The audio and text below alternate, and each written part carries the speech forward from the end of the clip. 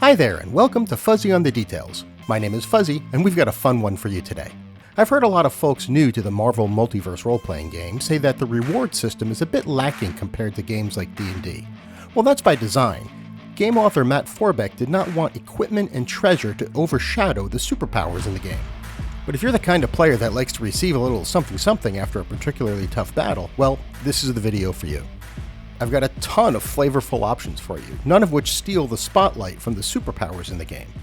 So if you or your players say, I search the bodies immediately after the last enemy falls, well, the options in this video will ensure that you get something a little more than a crisp high five when the battle's over.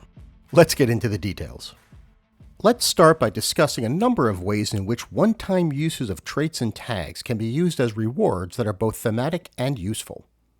If your heroes come across any Asgardians or other NPCs that have the God Heritage trait, you can either find or be given an item that has some sliver of that being's power in it, enough for a one-time use of the God Heritage trait to gain an edge when dealing with something aligned with that god in question. For example, let's say the heroes battle the Enchantress and she flees. Perhaps they find a lock of her hair on the ground faintly glowing with power. If it's thrown in the air as part of any action having to do with beauty, love, or attraction, it can grant an edge to the character as per the God Heritage trait. Similarly, after fighting Hela or one of her minions, the party could find a wolf's tooth inscribed with runes that could be clutched when a player has to make an action check involving death or the undead. And finally, as thanks for helping Thor in battle, maybe he gives the party little Mjolnir amulets that grant them an edge when dealing with thunder or lightning. Alternately, you could tie the divine benefit to a different trait. Perhaps a one-time use of beguiling for the Enchantress, or fearless for Hela. I mean, after surviving an encounter with the goddess of death, what is there to fear? And let's not leave out Loki. He could perhaps grant a one-time use of disguise, or even dealmaker, since once he gets into trouble, he's always looking for a way to get out. Here's another example. If your heroes are working for an NPC with the famous trait, their association with that character could grant them a one-time use of that trait as shown here. It could be a simple promise of a favor in the future, a simple I owe you one. For example, if you helped out Dazzler by defeating a group of Friends of Humanity thugs before they could sabotage one of her concerts, maybe she offers backstage passes to an upcoming concert to you and some of your friends. You could then cash those in to get an edge on an ego check while trying to persuade someone. A similar benefit could be granted by an NPC who is a member of an organization like the Hellfire Club. As we've seen in the comics, celebrities have been known to frequent those gatherings. There are many Marvel heroes that have relatives on the police force. Let's say the party helps to save the life of Miles Morales or Gwen Stacy. Their grateful fathers could give you their cell phone number to call in an emergency. Treat it like a PBA card, one-time use. And they could bend the rules a little bit and send a couple of squad cars your way when you need it. You could easily do the same with any member of S.H.I.E.L.D., and if you get inventive, even Hydra. Maybe some Hydra agents that you defeat but are merciful to try to straighten out their lives, and as first-time offenders they are offered the chance to work off their debt to society in an organization like the Thunderbolts. They stay in touch and are grateful enough for you helping to put them on the straight and narrow that they will come to your aid if you need it. Sometimes, by helping somebody with the rich or powerful tag, or by defeating them, the party could come across large amounts of money. Helping somebody like the Black Panther could even result in a vibranium item.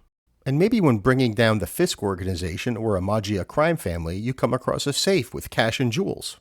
As a narrator, you don't have to give the exact dollar amount, but it should be enough to, say, purchase a new vehicle or maybe even a hideout. Something that could be a fun part of the adventures ahead. You can take this approach with nearly any trait or tag in the game. Get creative with it. You could think about how each occupation could have a reward associated with it. The connections trait alone fills a page. Defeating some AIM agents that have the scientist occupation could grant temporary lab access. Students could introduce you to their mentor, etc. To simulate the old D&D healing potion, there are a number of ways you can grant a free health recovery check. Either through direct medical attention from a healthcare worker like Night Nurse, or a character with the clinician trait like Beast. Alternately, the free recovery check could come from a special item. Perhaps one derived from Krakoan healing medicine given to you by a mutant you helped, or taken from one you defeated. Or it could come from a high-tech source, like the medpacks used on Rocket Raccoon in Guardians of the Galaxy 3 or Wakandan Kimoyo beads. Alright, the mere mention of healing potions got me excited to work on this page. If you're fighting mystical threats like Baron Mordo, or alongside characters like Wong or Doctor Strange, there are all sorts of powers that you can put into items as a sort of spell in a can. Holy water has been consecrated and used by Moon Knight in the comics fairly recently, and if you haven't been keeping up with Daredevil, he's a Catholic priest these days and actually performed an exorcism in a recent comic. So these two items would be great ones to receive from those NPCs.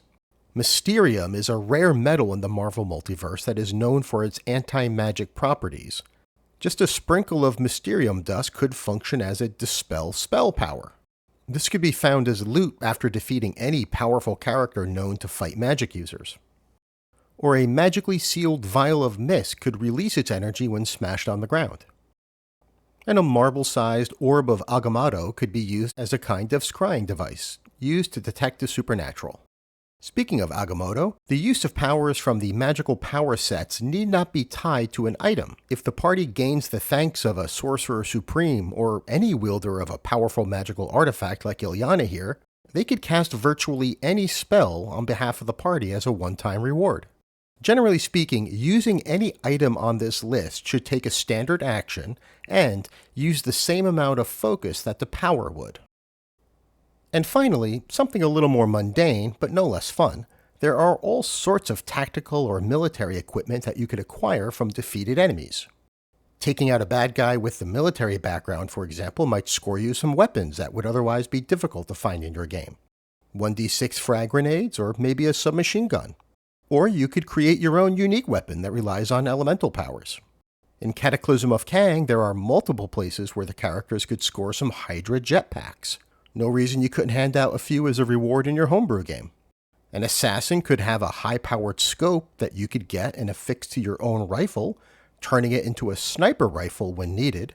Or maybe you find a flare gun. That could be a fun item to use in combat, especially at lower ranks. Handcuffs and bulletproof vests could be found on military personnel or law enforcement agents. And who better to give silver bullets to your party than Blade himself? Or maybe another member of the Midnight Suns group.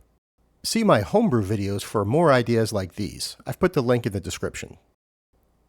I feel like items like these are just the tip of the iceberg, and more importantly, they don't make any existing powers obsolete because they're just one-use items. Especially if you as the narrator just sprinkle them into your campaign. If you happen to start using rewards like these in your game, or if you ask your narrator to, I'd really be curious to hear how it goes. Please leave me a comment. Well, true believers, that's all I've got for you today. If watching this video was a rewarding experience for you, please consider hitting that thumbs up button or subscribing. All of your support has been so important in helping these videos reach more players, and we have so many new ones joining the community every day. It means a lot to me. Thank you so much. Have a fantastic day, and we'll see you next time.